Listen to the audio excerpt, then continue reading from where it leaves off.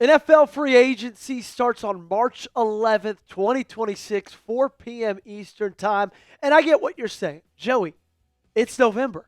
Well, we still got 8 weeks left in the regular season for the 2025 NFL season. What are you doing talking about free agency? Well, I'm not the only one talking about it. In fact, ESPN's Jeremy Fowler just released a massive article and dropped a ton of info. And he had a lot to say about a couple of impending free agents for the Green Bay Packers. Coming up on today's show, we're going to start by discussing a little bit of Romeo Doubs. What is his future in Green Bay? Does he have a future in Green Bay? Then we're going to talk about the plan with Quay Walker, and we're going to wrap things up talking about another Walker, but this time on the offensive side of the football. That is Rasheed Walker. Where will he end up? All of that and more answered on today's show. If this is y'all's first time here, and if you are a die-hard Packers fan, make sure you subscribe to the channel. We've added over 17,000 subscribers in the last 9 months, and we're not going to stop anytime soon. So if you have not joined us yet, make that change today and subscribe.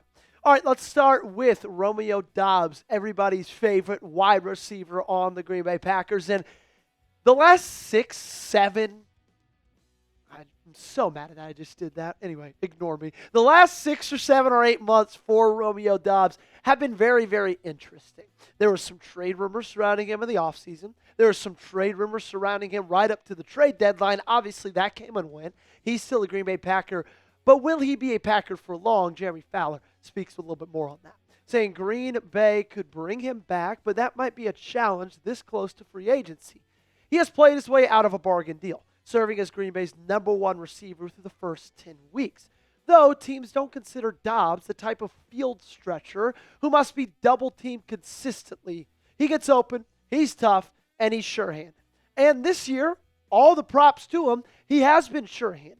That was a massive, massive question mark coming out of the 2024 season, and that's been a big improvement for him and frankly, Dontavian Wicks as well. Their catch rates have gone up tremendously, and he is the leading wide receiver for the Green Bay Packers, 446 yards on 35 catches, 4 touchdowns as well. Of course, 3 of those coming in one game against the Dallas Cowboys.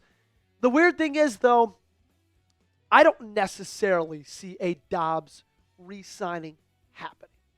In my opinion, that's why you drafted 2 wide receivers in 2025. That's why you got Matthew Gold in the first round. That's why you got Savion Williams, because you knew after this season, Christian Watson and Romeo Doubs, both of their deals would be up.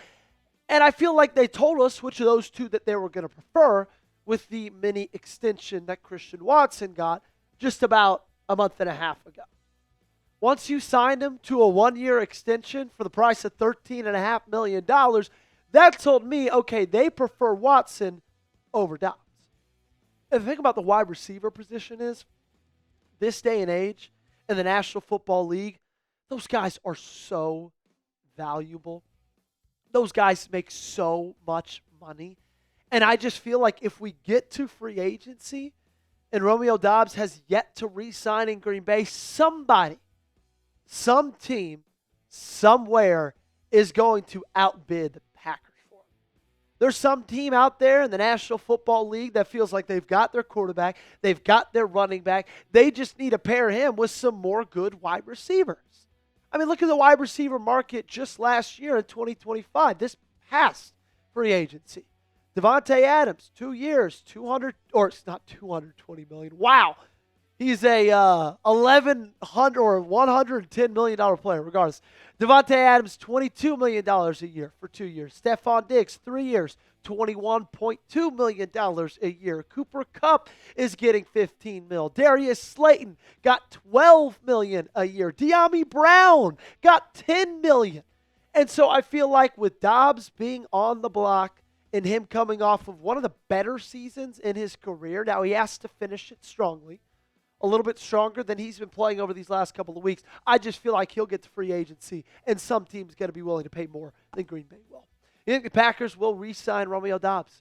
Give me a yes or give me a no in the comment section down below. Weigh in with your answer and let me know where you stand. Up next is Quay Walker. Let's go over to the defensive side of the football. The linebacker is going to be a free agent at the end of this season. As we know, they did not pick up that 5th-year option back in May. And Jeremy Fowler says, it pays to have speed. And Walker's range from sideline to sideline is unique. So is his size, 6'4", 241 pounds.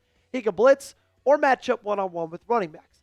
The Packers opened dialogue on an extension with Walker in the preseason, but hit an impasse. It wouldn't surprise if Green Bay tries again. He's the type of player the Packers would try to keep, and frankly, for good reasons.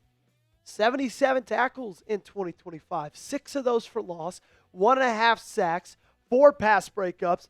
In my opinion, he's coming off of one of his better games in the season, playing against the Philadelphia Eagles on Monday night. And just talking about 2025, I mean, you see the numbers right there. But in my opinion, it's the eye test. He continues to pass for me. I've been really, really impressed with Quay Walker. Like, the numbers are one thing, but when you're watching these football games, more often than not, number 7 is standing out on the football field.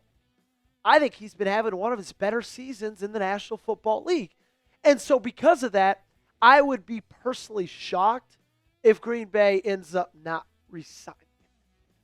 It feels like the linebacker position right now is one of the more undervalued positions in football. And so while he could get a decent bit of money on the open market, it's not going to be anything unbelievable in my opinion. And I don't even know, frankly, if it's going to get there by the time it rolls around in March. Some 2025 free agent and linebacker signings, just to give you a little taste of what the market was this past March. Robert Spillane got 3 years, $11 million a year. Dre Greenlaw got $3 years, $10.5 million a year. Leonard Floyd got a year for $10 million. And when you look at the current highest paid linebackers, Fred Warner, of course, is going to top that list at $21 million. Roquan Smith at 20, Tremaine Edmonds at 18, Zach Bond at 17, Nick Bolton at 15. And then you go all the way down. Robert Spillane cracked that top 10 in free agency this past year. I would assume with Quay Walker, he's probably sitting somewhere around $15 million a year. I think he'll probably end up in Nick Bolton range. I wouldn't be surprised if it's $1 million more. I frankly would not be surprised either if it was $1 million less. Do you want Quay to stay in Green Bay? If you do, hit that thumbs up button and like today's video. And heck, if you like the rhyme I just spent, then like today's video as well. We got one more free agent to talk about in just a couple of seconds. Before that, I got to tell you about our awesome sponsor on today's show. It is our great friends at Underdog. Look, football season, it is in full swing. And Underdog is the best place to get in on all the action. Let's cut to the chase. If you download the app today and sign up with promo code Packers Report, you score $100 in bonus entries when you play your first $5. Playing on Underdog is easy.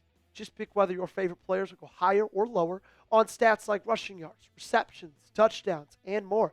Get your picks right, and you could win up to 5,000 times your cash. Here's my prize picks lineup for Saturday. College football. Give me the lower on Arch Manning, 220.5 passing yards. Give me the higher on Trinidad Shambles, 272.5 passing yards against Florida. And look, I think Oklahoma's going to give Alabama a fair shot. Give me the lower on Ty Simpson, 270.5 passing yards. I don't know if y'all are college football people, but if you are, here's my Underdog lineup for you guys.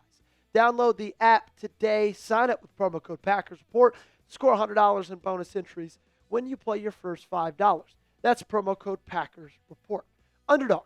Make picks, win money. Must be 18 or older, 19 or older in Alabama and Nebraska, 19 or older in Colorado for some games, 21 or older in Arizona, Massachusetts, and Virginia. And present in a state where Underdog Fantasy operates. Terms apply. See assets.underdogfantasy.com/web/playing-get-terms_DFS_.html for details. Offer not valid in Maryland, Michigan, New Jersey, New York, Ohio, and Pennsylvania. Concerned with your play, call 1-800-GAMBLER. Or visit www.ncpgambling.org. In New York, call the 24/7 Helpline at 1-877-8-OPEN-Y or text OPEN-Y 467-369. One more free agent to talk about for the Green Bay Packers that Jeremy Fowler had a little bit more information on, and that is left tackle Rasheed Walker. Fowler goes on to say the expectation is that Walker hits the free agent market, where big money awaits. Even average tackles like Dan Moore Jr.'s 4-year, $82 million deal with Tennessee last March is a prime example. One NFC executive says Walker is better than Moore and will get paid, quote, as a result. He's a consistent 3-year starter on a good team, and the Packers have found him to be a hard worker. Green Bay already paid its other tackle, Zach Tom. And let's be real. Since Anthony Belton got drafted and the second round of the 2025 NFL Draft, we knew that this was happening for Rasheed Walker. We knew that this was going to be Rasheed Walker's last year with the Green Bay Packers. Now, the only problem for that is Jordan Morgan was possibly going to be his suitor at that left tackle spot. And unfortunately, Jordan Morgan has not had that great of a season. Okay? And the funny thing is if you look back at August, when training camp was here, a lot of people felt like Jordan Morgan might even compete for that role this year.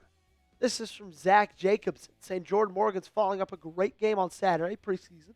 With a stellar practice today in team drills, all of his work has been coming at left tackle. There's a competition then in August, and it's clear the Packers want him there. We might have a conversation about Rasheed Walker being shopped in a couple of weeks. That's where we were standing in August. Well, Rasheed Walker won the job. Jordan Morgan's been pretty much getting work at right guard for the entirety of the season, and he hasn't been looking real great in that spot. It's either going to be Jordan Morgan or Anthony Belton in 2026. There's going to be a massive, massive competition in that spot in training camp and the entirety of this offseason. And if you remember, when they drafted Jordan Morgan in 2024 as a first-round pick, he played tackle in college at Arizona. They just felt like he'd be better as a guard in the National Football League. And so far, what we have seen has not been great. If you compare both of them and their PFF grades so far this season, it's, excuse me, it makes me sneeze. It's so bad. A lot of 50s, some 60s, and a 40.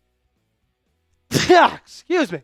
Thrown in there as well. Jordan Morgan's played many more snaps than Anthony Belton. 503 to 92. Belton's pretty much just consistently been a backup.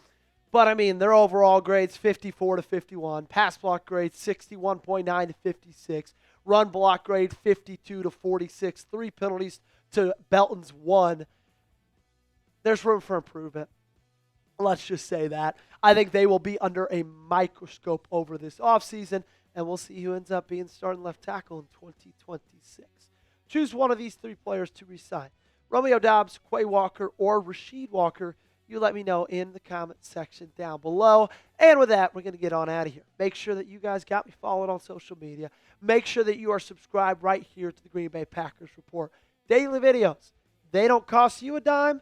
They don't cost us a dime. And they're the favorite things we do all day long. Again, 17,000 people have joined. Make that 17,001 with your subscription.